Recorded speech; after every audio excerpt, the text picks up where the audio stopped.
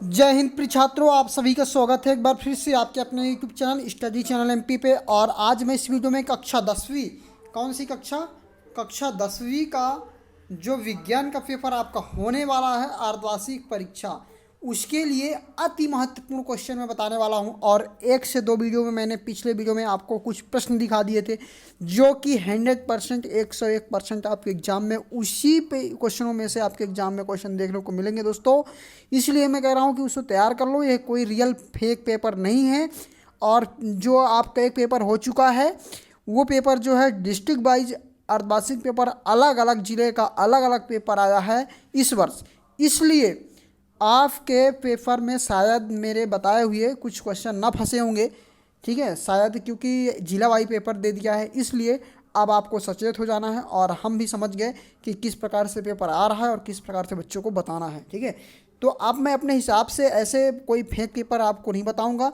और जो भी यूट्यूबर फेक पेपर बताते हैं वार्षिक पेपर यही आएगा जो प्रिंट करके, उन पर भरोसा मत कीजिए, उनका वीडियो बिल्कुल ना देखिए, क्योंकि आप मेहनत करके उन सभी क्वेश्चनों को तैयार करते हैं और एक भी क्वेश्चन नहीं फंस पाता है तो आप बहुत निराश हो जाते हैं। और आपके भविष्य की बात है, आपके भविष्य की बात है, इसलिए अब मैं ना ऐसा करूँगा और ना किसी पर विश्वास करूँगा।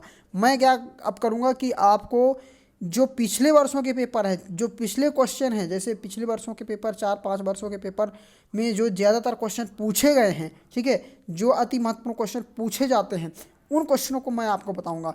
और ऐसे क्वेश्चन होते हैं प्रिय छात्रों कि जो ज़्यादातर पूछे ही जाते हैं, ठीक है, ये समझ में आ जाते हैं। जो मतलब आप तो अभी मतलब ये जैसे क्लास 10th में एक बार ही पढ़ेंगे, ठीक है, तो एक बार में आपको जब पेपर हो जाएगा ना, इसके बाद जब आप क्लास से निकल जाएंगे तब आपको समझ में आएगा हाँ किस प्रकार से क्वेश्चन पूछा जाता है, तो अपने छोटे भाई बहनों को बताएंगे।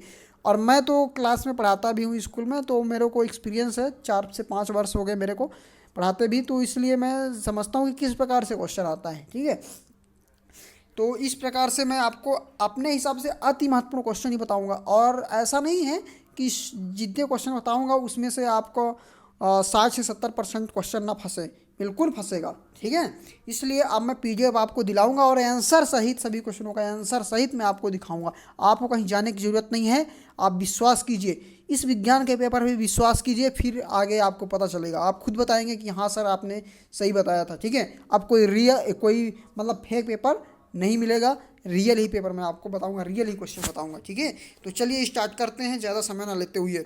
तो इसलिए कहता हूँ आप विश्वास करो, ये ऐसे क्वेश्चन नहीं है जो कि आपके एग्जाम में मिलेंगे। ठीक है, देखिए जैसे प्रश्न है एक, मैं इसमें आपको जो पाठ है ना, अध्याय आपका 1 से लेकर 6 तक, अध्याय 1 से 6 तक के ऐसे क्वेश्चन बताऊंगा जो कि ज़्यादातर एग्जाम में आएंगे ही। ठीक है, मतलब क्वेश्चनों को छांट के लिया हूँ। और इसके बाद अगला वीडियो में यदि आप कहेंगे तो 6 से लेकर जितने भी अध्याय हैं आपके साइंस में उन सभी के इंपॉर्टेंट क्वेश्चन मैं आपको बता दूंगा। ठीक है, और ऐसे क्वेश्चन जो कि ज़्यादातर एग्जाम में पूछे गए हैं। ठीक है, तो देखिए यहाँ पर पहला क्वेश्चन है कि आश्रित जल विद्युत का चालक क्या होता है जबकि वर्षा का जल होता है। आश्रित जल विद्युत का चालक क्यों नहीं होता, यहाँ पर देखिए नहीं लिखा होगा, ये देखिए यहाँ पर नहीं लिखा है। ठीक है, नहीं क्यों नहीं होता है। आश्रित जल मतलब जिसमें किसी प्रकार से लवण ववण ना घुले हों, ठीक है, शुद्ध जल।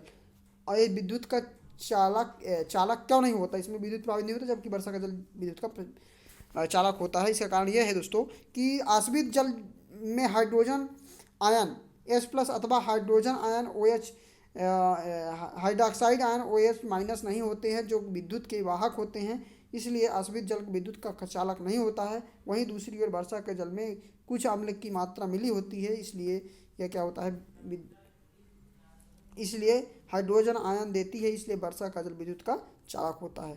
तो इसमें आपको रटने की जरूरत नहीं है। आप कहें कि एक दिन में इनके क्वेश्चन कैसे याद करें सर इनके आंसर, तो मैं आपको बता दूं रटने की जरूरत बिल्कुल नहीं है। आप इन क्वेश्चन को अच्छे से समझें कि क्वेश्चन कह क्या रहा है और उसका आंसर समझ लीजिए। जैसे कोई भी चीज़ आप देखते हैं ना, मूवी देखते हैं या कोई भी, जैसे क्रिकेट चल रहा है तो फिर आपको याद हो जाता है कि हाँ रोहित शर्मा ने इतना मारा छक्का, है ना, इतने गेंद इतने बॉल में, है ना, इतने रन बनाए। ठीक है, ये सब इसी प्रकार से आपको क्या करना है कि थोड़ा दिमाग में याद वो कर लेना है, बैठा लेना है कि मतलब कैसे कैसे इनका आंसर है। ठीक है, आगे देखिए, आगे देखिए यहाँ पर आगे देखिए, जैसे उदासीनीकरण अभिक्रिया क्या है, दो उदाहरण दीजिए। उदासीनीकरण, ठीक है। तो अम्ल और क्षार परस्पर अभिक्रिया करके एक दूसरे को उदासीन कर देते हैं, लवण एवं जल का निर्माण करते हैं, यही प्रक्रिया उदासीनीकरण कहते हैं।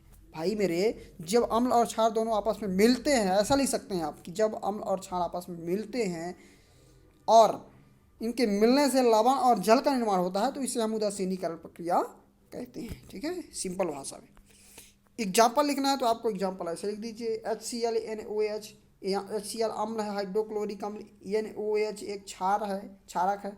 ये जब मिलते हैं तो NaCl बनता है और H2O बनता है, मतलब लवण और जल बनता है, ठीक है। जैसे H2SO4 और CaOH का होल ट्वाइस CaSO4 ये लवण बन गया, H2OH जल बन गया, ठीक है। ये एग्जाम्पल हो गए। इसी के साथ अगला क्वेश्चन देखिए यहाँ पर, ये क्वेश्चन नंबर पर ध्यान मत दीजिएगा क्योंकि मैं क्वेश्चन छाट के लिया हूँ। धोने का सोडा एवं बेकिंग सोडा के दो प्रमुख उपयोग बताइए। धोने का सोडा मतलब कपड़ा धोने का सोडा जिसे हम निरमा बोलते हैं, और बेकिंग सोडा मतलब जिसको हम भोजन में प्रयोग करते हैं, खाने का सोडा, ठीक है।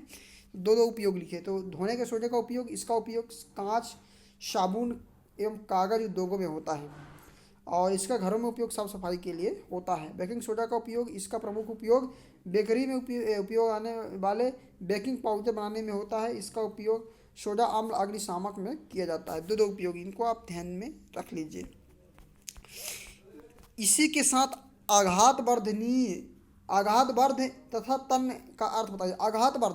आघात मतलब पीटना, और पीटने से वर्ध मतलब बढ़ना, यानी वे धातुएं जो पीटने पर पतली चादर की तरह फैल जाती है, बढ़ जाती है, आघातवर्ध कहलाती हैं।